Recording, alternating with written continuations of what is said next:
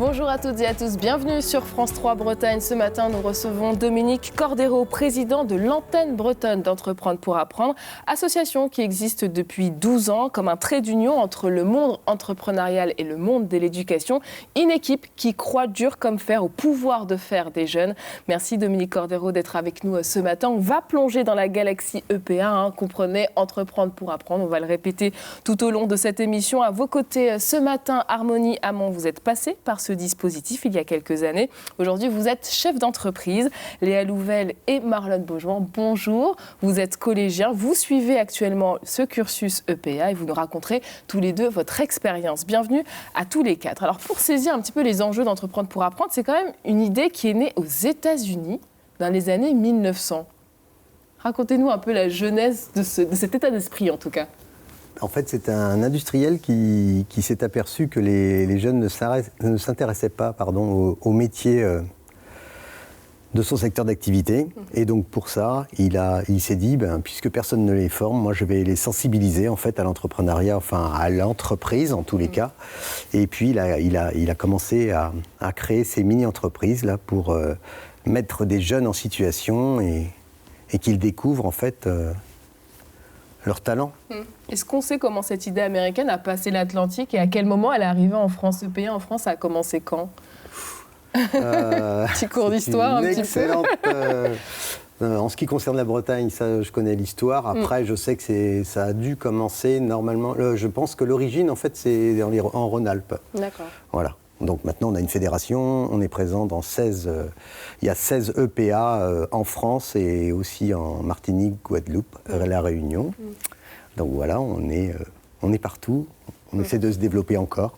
Voilà, parce qu'on croit beaucoup au concept d'apprendre en faisant, en fait. Et comment vous êtes tombé dans la marmite Entreprendre pour apprendre, Dominique Cordero, puisque ce n'est pas votre métier, hein. Vous êtes président de l'association, donc bénévole. Voilà. Comment vous êtes tombé dans la marmite? C'est un engagement citoyen. D'ailleurs, je profite pour dire aux jeunes que voilà, il faudra qu'ils prennent le relais après. Donc, ce qu'on fait aujourd'hui pour des jeunes, il faudra, eux, quand ils ont acquis une expérience, ils donnent aussi aux jeunes qui les entoureront plus tard. Donc moi, en fait, c'est comme ça se passe souvent dans la vie, c'est une rencontre. Voilà, une rencontre dans mon métier. Et puis, je suis allé à un salon où, à l'époque, il y avait 600 jeunes de réunis à Brest.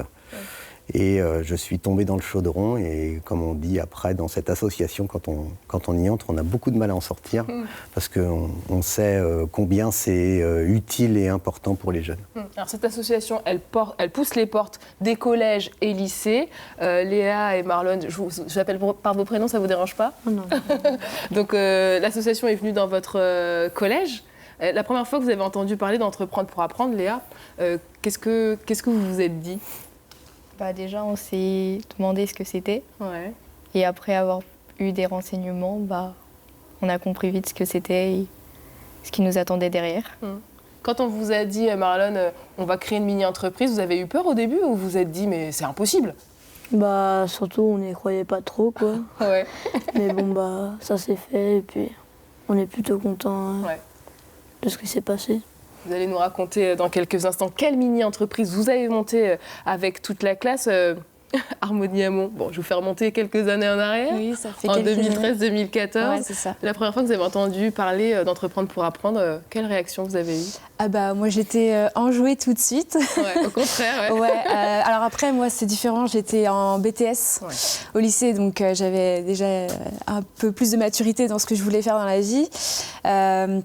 Après, pour moi, c'était une opportunité incroyable d'arriver à ce que je voulais, parce que j'ai toujours voulu être chef d'entreprise, ou en tout cas entrepreneur. Donc, moi, ça a été tout de suite... Ok, on y va, on fonce. Ah oui, complètement. Alors vous, contrairement à Marlon et Léa, vous étiez en petit groupe. Oui, c'est ça. Ouais, on était 5. On était 5. En gros, chacun avait sa partie qui était distribuée, communication, marketing et PDG.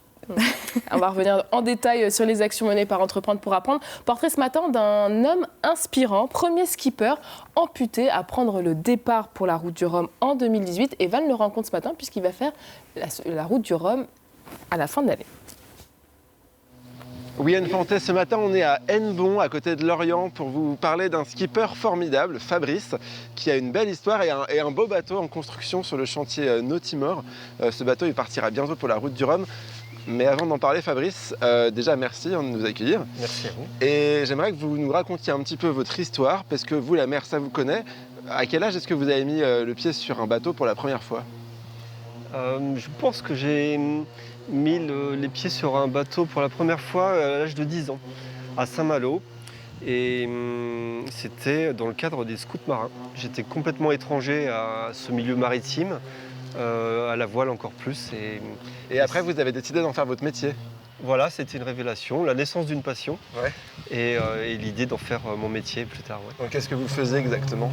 Alors moi j'étais skipper professionnel dans le cadre de la marine marchande et je skippais des bateaux, des voiliers sur des croisières hauturières dans un premier temps, sur les bateaux de Tabarly notamment, les Penduic. Et puis après j'étais en Méditerranée sur les circuits de bateaux classiques, sur les régates de bateaux classiques en Méditerranée. Voilà. Et puis vous avez eu un accident, vous avez perdu votre jambe et ça ne vous a pas arrêté, vous avez continué à être skipper et vous êtes devenu skipper professionnel et vous conduisez ce bateau maintenant. Voilà, exactement. Ça a été, je dirais, l'opportunité de me réinventer professionnellement. C'était aussi en réaction à l'inaptitude qu'on m'avait déclarée pour exercer mon métier. Voilà, je me disais que... On vous a fait comprendre qu'en gros, il fallait arrêter... qu'il fallait que je change de métier, voilà. Je me suis dit, je vais faire la route du Rhum, comme ça je montrerai que je suis encore apte à naviguer. Et ça a été une reconversion professionnelle en quelque sorte. Et donc en 2018, vous partez pour la route du Rhum. C'était votre première course en solitaire ? Première course en solitaire, en multicoque, avec une jambe. Et donc, ça s'est passé comment ? Eh bien, bien et mal. Bien parce que j'étais en tête de ma catégorie dès le départ. Et puis je démate au large du Portugal au bout de 4 jours. Je suis encore deuxième. Et voilà. Et après, l'histoire continue différemment. Mais j'ai pu en tout cas ramener mon bateau à terre et puis le sauver. Entre-temps, après ça, vous avez gagné une course, mais on en reparlera tout à l'heure.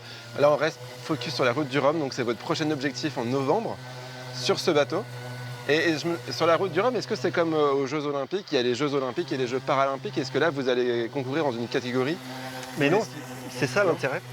C'est ça l'intérêt. La route du Rhum, c'est peut-être la course au large aussi, le seul sport, un des rares sports totalement inclusif. Il n'y a pas de classement féminin, pas de classement handi. Tout le monde court sur le même pied d'égalité, sans jeu de mots. Et c'est ça qui est formidable. Bon justement, ça tombe bien, c'est le nom de notre émission, vous êtes formidable. Donc on va continuer à parler de ce beau projet et puis on va monter sur votre bateau aussi, voir un petit peu les travaux que vous êtes en train de réaliser. Avec plaisir. Donc ne ratez pas ça, à tout à l'heure. Merci beaucoup Evan, à tout à l'heure. Est-ce qu'il y a des sportifs ou des personnalités qui vous inspirent, Léa ? Non. Pas du tout. Non. C'est quand même intéressant le parcours de Fabrice Payen qu'on vient voir. Oui. Ouais. Très intéressant. Et vous, Marlon, des sportifs, des personnalités qui vous inspirent Non, pas en tant que jeune, non ? Non. Bon, ça fait un petit flop, ma petite question. Allez, on va revenir à Entreprendre pour apprendre. Dominique Cordero, comment ça marche en fait ? Alors, on a en fait 3 programmes. Donc, un peu comme les t-shirts, en fait, un S, M et L. Donc, des mini-entreprises S, M et L. Donc, avec des durées, en fait, ça demande du travail, plus ou moins, en fonction du programme. Le plus abouti, c'est la mini-entreprise L, celle dont on va parler tout à l'heure. Enfin, on a notre salon annuel au mois de mai, donc demain, en fait. Et... c'est quoi l'idée en fait ? Quand vous arrivez dans une classe, vous dites voilà, nous on est Entreprendre pour apprendre. L'idée c'est que vous puissiez créer une mini-entreprise. Et comment vous allez mettre en place des ateliers pour que les jeunes se réunissent Alors l'idée... Quelle est la tambouille interne, si je puis me permettre ? Déjà c'est la tambouille des jeunes, c'est pas la nôtre. D'accord. Ça, c'est très important. Nous, on est là en appui. Ils ont un mentor qui est souvent un chef d'entreprise, qui travaille avec l'enseignant, au service du jeune, ou des jeunes, en fait, qui ont une idée, qu'ils mettent en œuvre, en fait. Voilà. Mais c'est eux qui la choisissent et c'est eux qui travaillent, qui font le travail. C'est surtout pas le mentor ni l'enseignant. Alors souvent, les enseignants sont très engagés et accompagnent les jeunes et on les remercie d'ailleurs parce que sans eux, on pourrait rien faire. J'en profite au passage, mais voilà, ce qui est important justement, c'est qu'ils apprennent en faisant. Et moi, ce qui m'intéresse là, c'est justement que on est un révélateur de talent pour les jeunes. C'est-à-dire qu'ils prennent conscience que quel que soit leur âge, leur milieu social, leur niveau d'études, ils sont capables de faire des trucs incroyables, des choses incroyables, et notamment les collégiens qui se mettent encore moins de barrières que les lycéens. Voilà, ils ont une capacité à créer incroyable et à imaginer des choses. Alors Marlène Beaujouan, qu'est-ce que vous avez mis en place dans votre classe, vous, cette année? On a fait une mini-entreprise de mouches de pêche. De mouches de pêche. Ok. Donc on fabrique des mouches pour pêcher du coup. Et puis il y a plusieurs groupes. La communication, la production. Puis...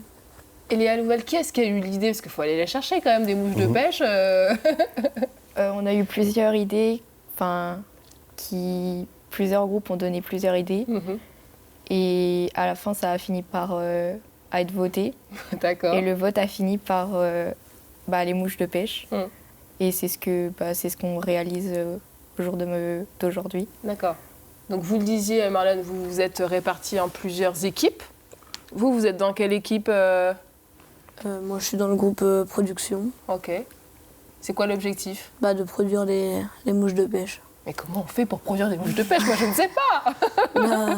Avec des poils d'animaux, des plumes. D'accord. Et puis, on essaie de faire un insecte ou un petit poisson. Ouais. Et vous voulez en vendre combien des mouches de pêche? Vous avez déjà une idée du lieu sur lequel vous allez vendre? On en a déjà vendu un petit peu. D'accord. Mais le nombre, on ne sait pas vraiment. Okay. Le plus qu'on pourrait pouvoir. Et on compte sur le salon du 10 mai. D'accord. Qui se déroule dès demain. Harmonie Hamon, alors vous, c'était quel type de projet sur lequel vous vous êtes lancé en 2014 avec Entreprendre pour apprendre? Nous, c'était la même chose. Il y avait un brainstorming en fait à la base et on s'est arrêté sur une idée qui était les billes de sirop. Sirop pour aromatiser l'eau.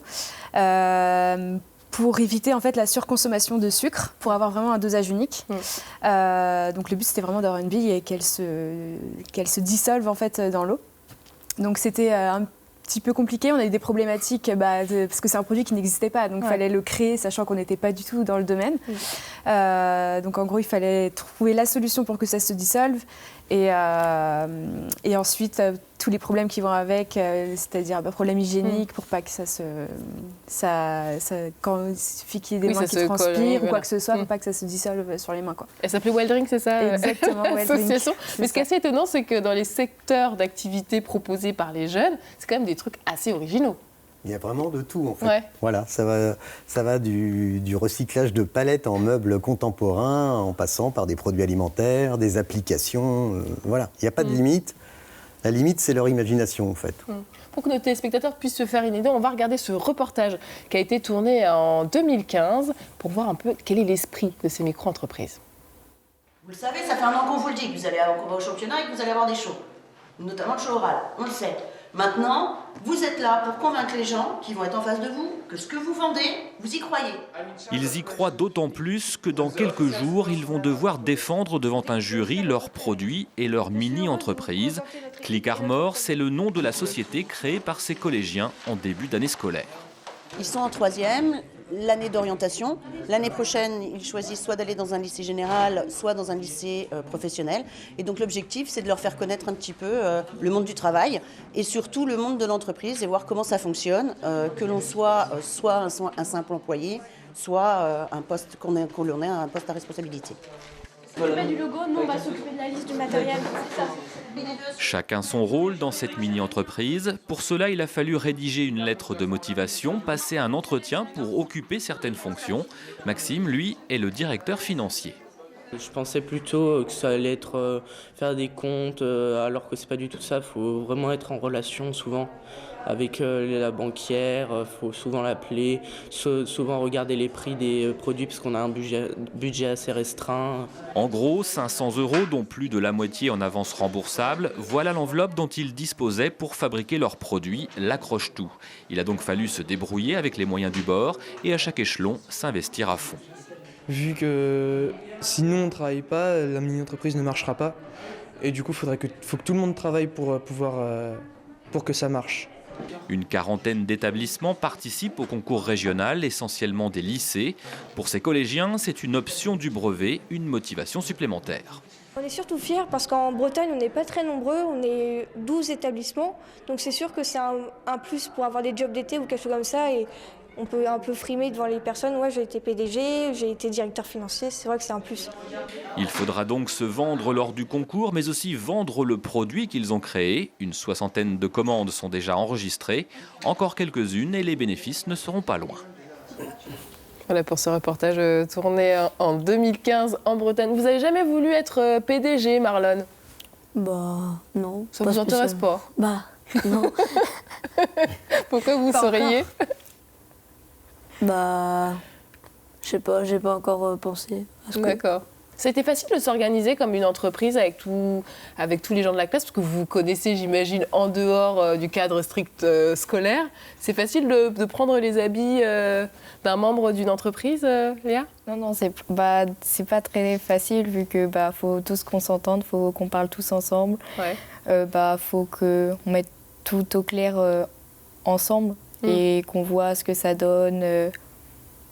Mais ce qui nous a aidé le plus, c'est avec les groupes. Différents groupes, c'est ce qui nous a aidé le plus à nous réunir et à parler. Et qu'est-ce que vous avez appris, Marlon?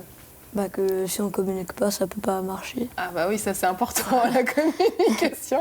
Et ça nous a appris ce que c'était une entreprise, comment ça marchait.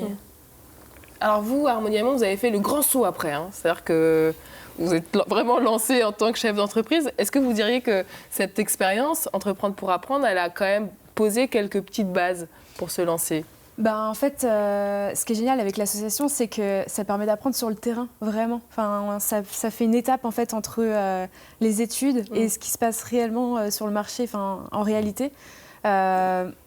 Moi, j'ai toujours voulu, je suis issue d'une famille d'entrepreneurs, donc je pense qu'il y a les gènes qui sont là, mais je sais que j'ai toujours voulu l'être, et pour moi, c'était, comme je vous disais, c'était une opportunité, et donc après mon BTS, justement, donc, il a fallu que je trouve un travail, je me suis retrouvée du coup salariée, j'ai pris le premier job que j'ai trouvé, et je me suis rendu compte que ça ne me convenait absolument pas, et c'est là où je me suis dit, non, il faut que j'y aille, quoi. Enfin, faut que je fasse mon propre chemin, quoi. Et aujourd'hui, où est-ce que vous travaillez? Qu'est-ce que vous avez monté comme type d'entreprise? Alors, c'est une entreprise que j'ai reprise, c'était une entreprise familiale, donc que j'ai repris il y a 6 ans. J'ai eu l'opportunité en fait de la reprendre, justement j'avais 24 ans. Et c'était mon rêve en fait. Et donc j'ai sauté tout de suite sur l'occasion et aujourd'hui ça se passe hyper bien. Donc c'est une société de signalétique industrielle. D'accord, donc c'est très précis quand même. Exactement, on est sur un marché de niche. Ouais. C'est vraiment du marquage industriel à base d'imprimerie, gravure. Donc pour l'industrie et on est basé à Passé à côté de Rennes. Il y en a beaucoup comme Harmonie qui ont réussi à concrétiser après cette expérience EPA ou pas? Alors aujourd'hui, on ne le mesure pas complètement. On a créé donc, depuis peu, en fait, il y a des alumni EPA. Donc la présidente est bretonne d'ailleurs, elle était à EPA Bretagne. Qu'est-ce que c'est que les alumni pour ceux qui n'ont pas? Alors les alumni, c'est tous ceux qui sont passés par nos programmes en fait. Voilà, sont maintenant fédérés par une association. Un peu d'anciens élèves, on va dire, c'est le parallèle qu'on peut faire pour comprendre ce que c'est que les alumni. Et donc ils se regroupent et ils travaillent ensemble et ils œuvrent pour aussi venir aider des jeunes et puis faire part aussi de l'expérience qu'ils ont eue au travers des programmes EPA. Donc, Donc l'intérêt, en fait, comme je vous le disais dans Entreprendre pour apprendre, justement, c'est aussi, comme le disait Harmonie, de donner du sens aux études. Puisque les jeunes, en faisant, se rendent compte, comme on le disait dans le reportage tout à l'heure, il faut rédiger un CV, il faut rédiger une lettre de motivation, il faut savoir s'exprimer et savoir communiquer, comme disait Marlon. Comme le disait Marlon. Et voilà, là aussi, dans l'entretien de recrutement en fait, qui a lieu en fait, lors de la création de la mini-entreprise, les jeunes là prennent conscience du fait qu'il faut savoir s'exprimer, qu'il faut savoir représenter son expérience sur un papier. Ça s'appelle un CV. On continue à en parler dans quelques instants. On va retrouver Fabrice Payen, premier skipper à Paris d'une prothèse qui se prépare pour sa 2e route du Rhum. Evan est parti à sa rencontre ce matin. Bon, on se croirait presque en mer, Fabrice. En tout cas, moi, je m'y crois presque. C'est dire à quel point je suis téméraire. Ce bateau, vous l'avez depuis combien de temps? Depuis 2017. Et alors, suite à votre dématage à la route du Rhum, vous l'avez rapatrié ici à Hennebont. Oui. Et depuis, vous l'entretenez vous-même, enfin vous l'entretenez, vous le rénovez, vous le réparez? Oui, on le répare, exactement, parce qu'il y avait une pièce qui avait lâché, qui avait fait tomber le mât. Et voilà, petit à petit, réparation du bateau, et puis un petit peu d'esthétique pour remettre le bateau aux couleurs des nouveaux partenaires. Et voilà, remise à l'eau. Et ça, vous faites tout ça tout seul? Alors, j'essaye de ne pas faire ça tout seul, mais actuellement, le marché de la course au large va tellement bien que c'est très difficile de trouver de la main-d'œuvre. Et voilà, donc du coup, j'ai retroussé mes manches et j'y ai mis de moi-même pour faire avancer les choses. Ce qui veut dire que comment vous faites pour vous entraîner pour la route du Rhum que vous préparez pour novembre? Alors, je vais faire très rapidement recommencer les navigations en solitaire, faire à nouveau une qualification pour la course. Voilà, les navigations vont revenir très rapidement. Et votre bateau, il va être mis à l'eau à quel port, si on veut le voir?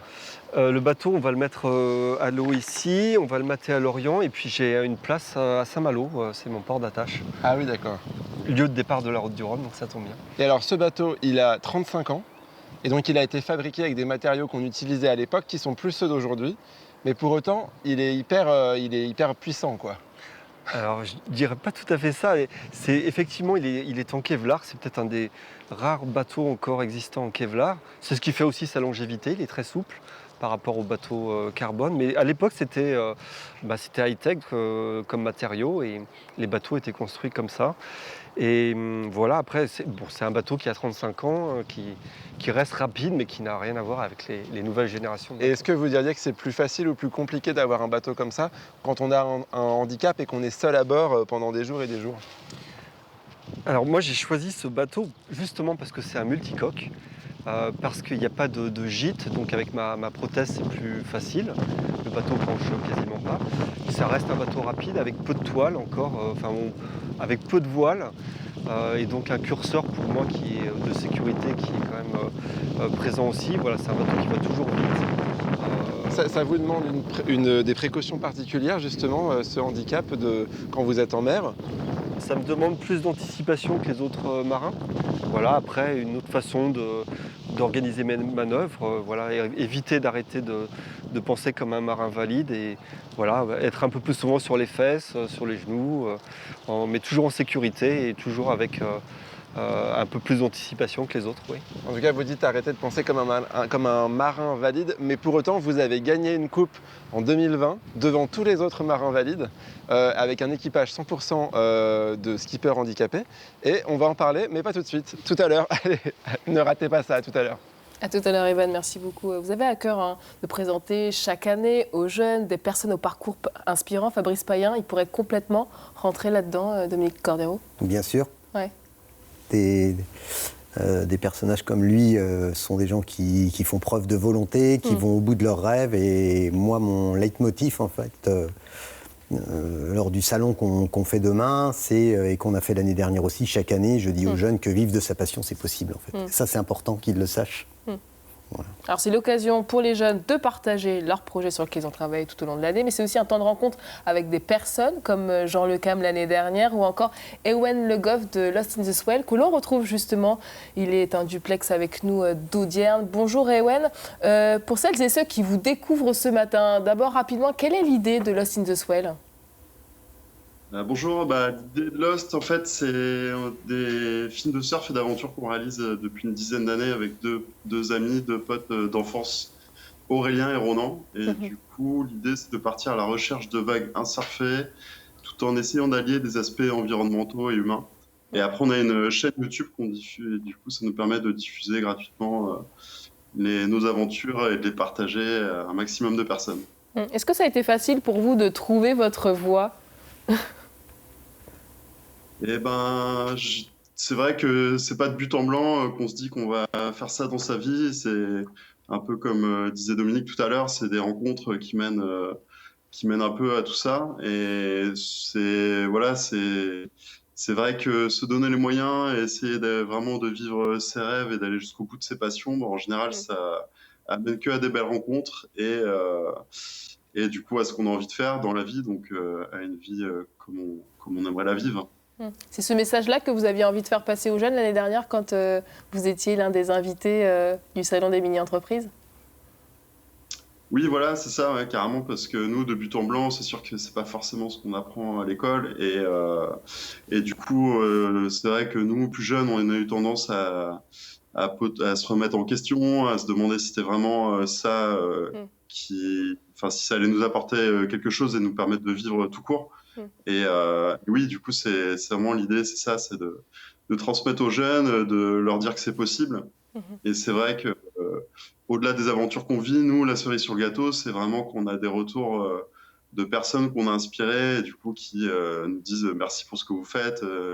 Grâce à vous, j'ai pu me lancer, j'ai fait telle ou telle aventure ou tel projet qui n'ont pas forcément rapport avec le surf, mais au final, qui relie voilà, ce qu'on veut faire passer à travers nos aventures. Donc, ce que je disais, le côté humain et environnemental.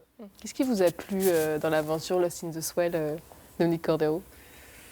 Ce qui m'a plu, justement, sont des gens qui vivent de leur passion. Donc ça, déjà, je trouvais que ça avait un intérêt fort pour les jeunes, en termes de message, de montrer que, voilà, comme le dit Ewen, ils n'étaient pas forcément destinés à ça auparavant. Ils n'avaient même pas eu l'idée, je dirais, dans un premier temps, ou plus jeune en tous les cas, de se dire tiens, je vais faire des longs métrages sur mon aventure de surf, que je vais aller surfer des vagues qui n'ont jamais été surfées dans le monde. Je pense que voilà, c'est quelque chose qui s'est construit au fur et à mesure du parcours d'Ewen et de ses amis, et c'est ça qui est intéressant là-dedans. Et vous êtes de ceux qui pensent qu'il faut vraiment un déclic peut tout changer dans une vie? Bien sûr. Ouais. Et j'espère qu'Entreprendre pour apprendre, c'est le déclic pour les jeunes, pour leur donner envie d'aller plus loin et de croire en eux, en fait. Parce que nous, on croit en eux. On sait très bien qu'à partir du moment où on donne l'impulsion, et après, ils font des choses fabuleuses. Léa Louvel, est-ce que vous avez le sentiment d'avoir changé, d'avoir appris quelque chose en particulier que vous ne saviez pas avant Entreprendre pour apprendre? D'avoir appris ce qui était vraiment une entreprise, enfin une mini-entreprise, et vraiment comment tout le fonctionnement est.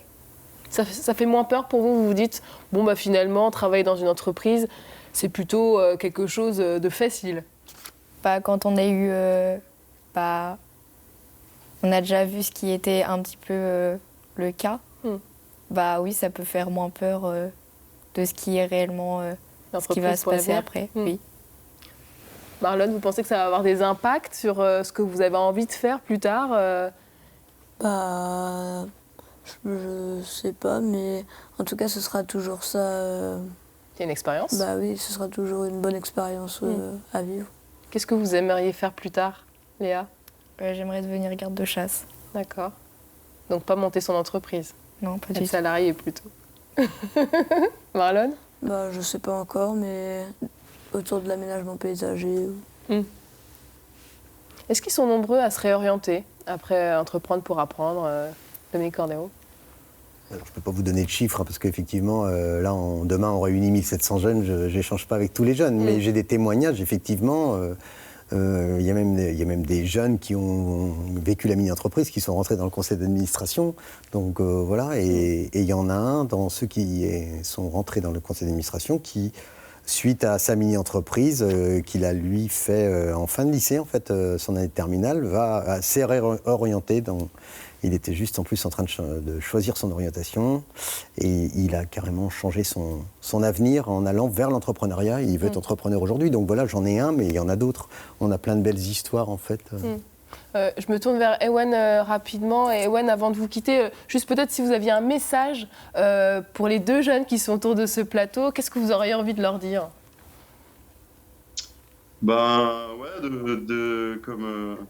D'aller vraiment jusqu'au bout de ce qu'ils ont envie de faire, d'essayer de voir quelles sont leurs passions, leurs intérêts, et du coup d'essayer d'appliquer ce qu'ils ont appris grâce à Entreprendre pour apprendre à travers ça, et que pour moi, c'est pas forcément l'argent le leitmotiv, mais c'est plutôt la qualité de vie et le temps libre qu'on a. En tout cas, moi, pour surfer, c'est ce qui compte le plus que tout. Donc, il faut un peu d'argent quand même. Donc, voilà, trouvez le juste milieu et bon courage. L'argent ne fait pas tout. Merci beaucoup, Owen Le Goff, d'avoir été avec nous. Nous, on va reprendre la direction une dernière fois d'Evan, qui rencontre ce matin Fabrice Payen, skipper. Bon, on s'y croirait presque, on est à l'intérieur de votre bateau, Fabrice. Bon, pas en mer, on est au sol, donc tout va bien. Vous pouvez nous faire un petit tour du propriétaire, peut-être? C'est pas tous les jours qu'on vient dans une cabine d'un trimaran. Alors, un de mes amis, un des enfants de mes amis m'a dit, une fois qu'on est rentré, la visite est terminée. C'est un peu ça. Il n'y a rien du tout à bord. Enfin, voilà, il y a un moteur, de quoi faire bouillir de l'eau ici. Et la table à cartes avec, bon, là, tout a été démonté, mais l'électronique ici. Voilà, donc l'espace est assez réduit. Oui, je précise, hein, si vous nous rejoignez, votre bateau il est actuellement à sec parce qu'il est en préparation pour la route du Rhum en novembre. Donc évidemment, il n'est pas encore prêt à partir, quoi. Vous dormez où d'ailleurs? Ici. Ici là où je suis moi. Voilà, il y a...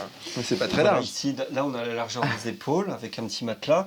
Et après, je me repose également sous le cockpit, dehors. Voilà, c'est un poste de veille assez pratique et voilà, qui permet des petites séquences de sommeil de 20 minutes. Super, une grasse matinée. Alors, moi, je trouve hyper important d'expliquer que les skippers, vous êtes multicasquettes.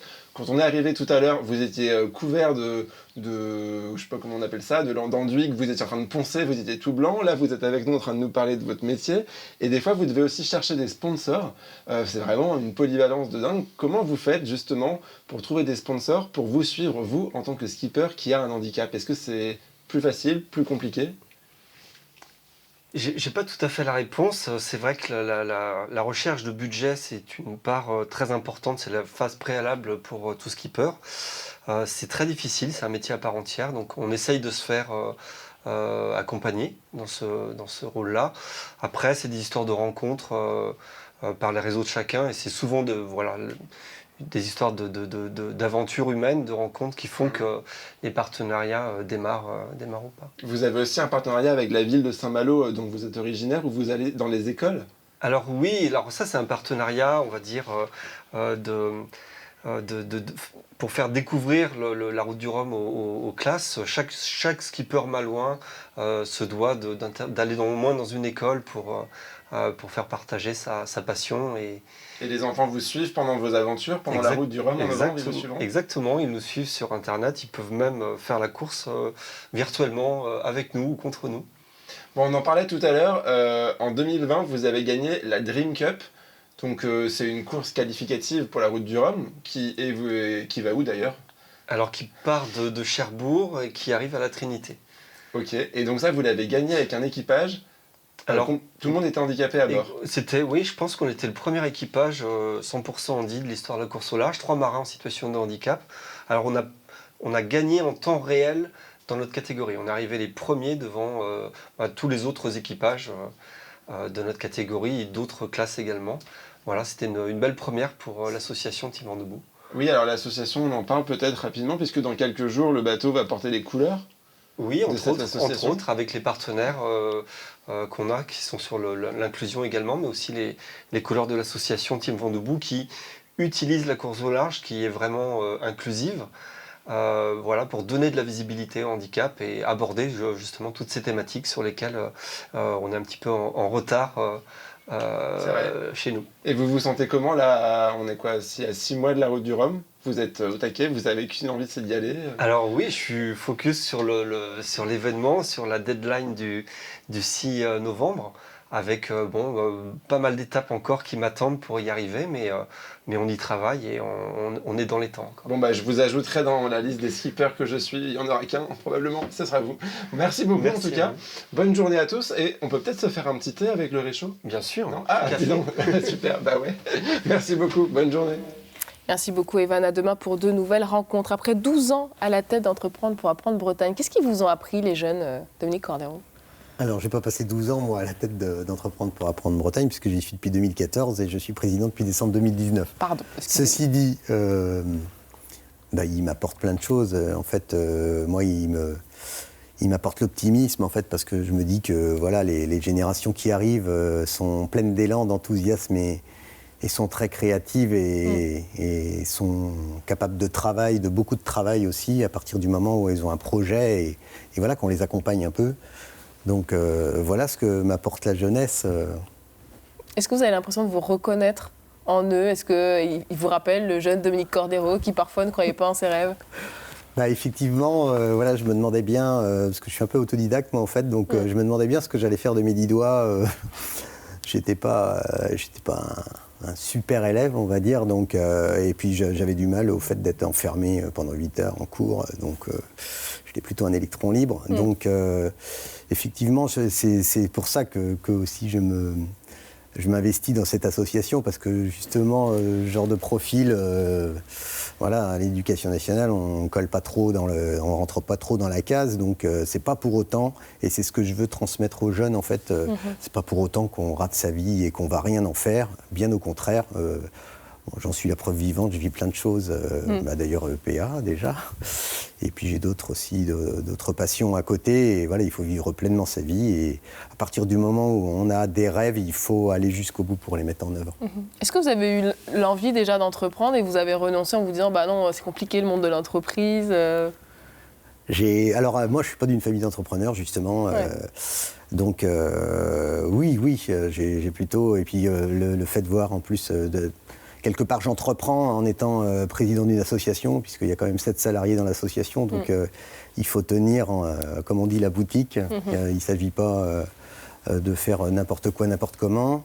Et puis tout ça consacré à la jeunesse bretonne, donc c'est plutôt sympa. Mais voilà, j'ai une petite aventure qui commence aujourd'hui, donc je suis en train de...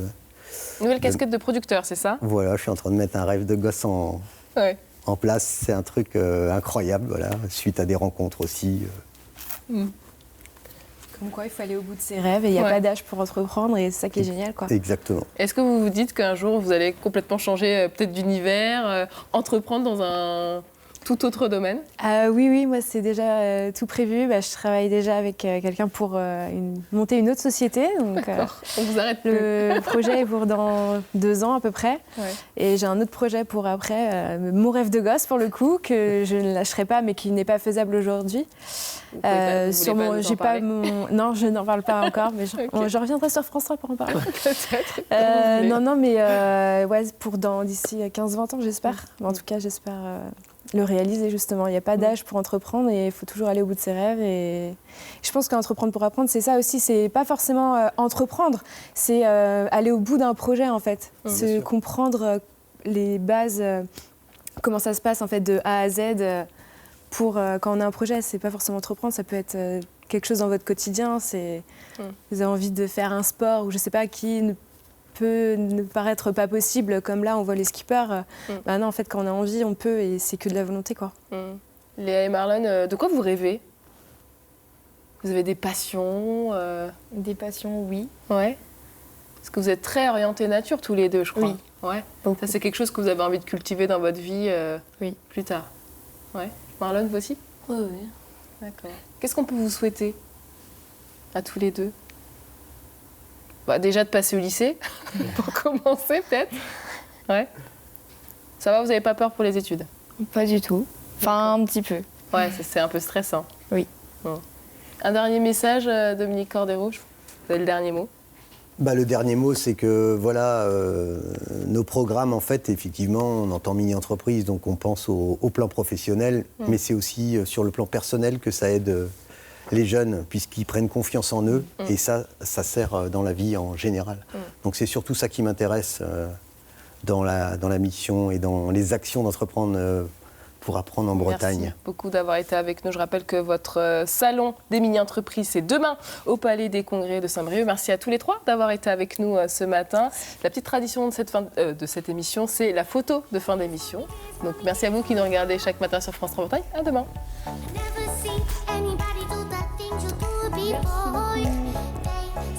passe vite ou pas? Oui, ça va. On va faire la petite photo. Dominique. T'es prêt? Ah, c'est moi? Oui. D'accord. Alors, je décale un peu.